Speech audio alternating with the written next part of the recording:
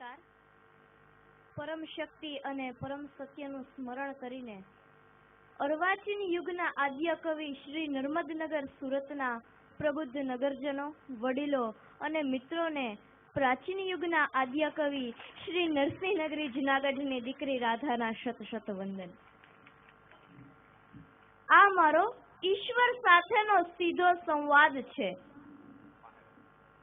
ગીતામાં ગાયું છે કે યુગે યુગે તું આવીશ. રામ થઈને કહ્યું છે પ્રાણ ભોગે વચન પાળીશ. મને નથી લાગતું તું આવી શકીશ, નથી લાગતું વચન પાળી શકીશ.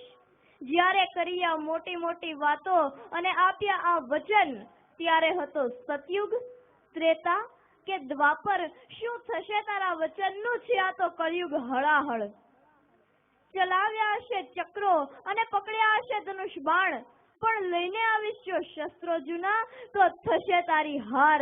અણુયુગ અને જૈવિક શસ્ત્રોના યુગમાં આ ચકરડા અને તીરકાંઠા ક્યાંથી આવે કામ? બોલ, છે તારી પાસે ગ્રીક કે ઇટાલીની બોફોર્સ તોપ, AK-47 કે પછી RDX? ના થયો હશે કાળી નાગ ક્યારેક કોઈ એકાદ. આજે તો હજારો સર્પોની ભીસમાં છે ભારત માતા, તારી જ દેવકીની સમાન.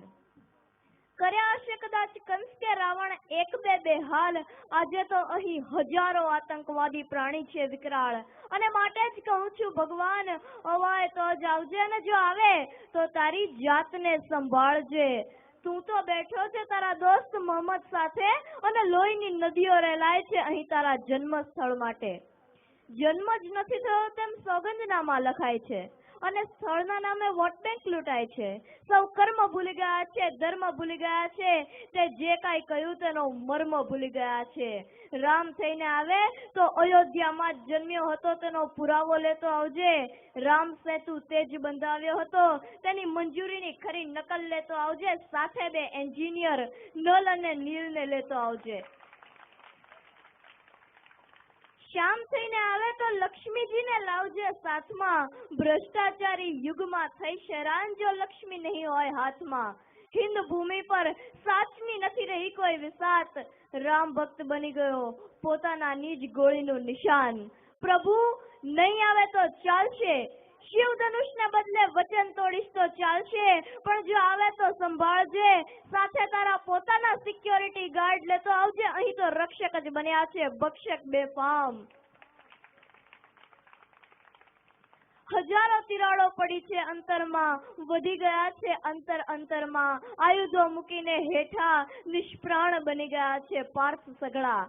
જા અમારું એ છે તને વચન, જો કેશવ થઈને આવીશ તો પક્ષીની આંખ વિંધી બતાવીશું. જો મોહમ્મદ થઈને આવીશ તો કરબલામાં કુરબાન થઈ બતાવીશું. જો તું થઈશ નાનક તો માનવતાના રક્ષણ માટે ખપી બતાવીશું. અને જો તું થઈશ જીસસ, બુદ્ધ કે મહાવીર તો પ્રેમ અને અહિંસાનું વટવૃક્ષ થઈને ફાલી બતાવીશું. તું રામ તો અમે હનુમાન. જો તું ખરેખરો ભગવાન હોય તો આવી બતાવજે. એક અંતરમાં પાર્થને જગાડીને કર્તવ્ય યાદ કરાવી બતાવજે. ભ્રષ્ટાચાર અને હિંસાના દૈત્યને મારી બતાડજે. હિન્દુત્વને સંસ્થાપિત કરીને ભારત વર્ષમાં પુનઃ સતયુગ લાવી બતાવજે. જય હિન્દ, જય ભારત.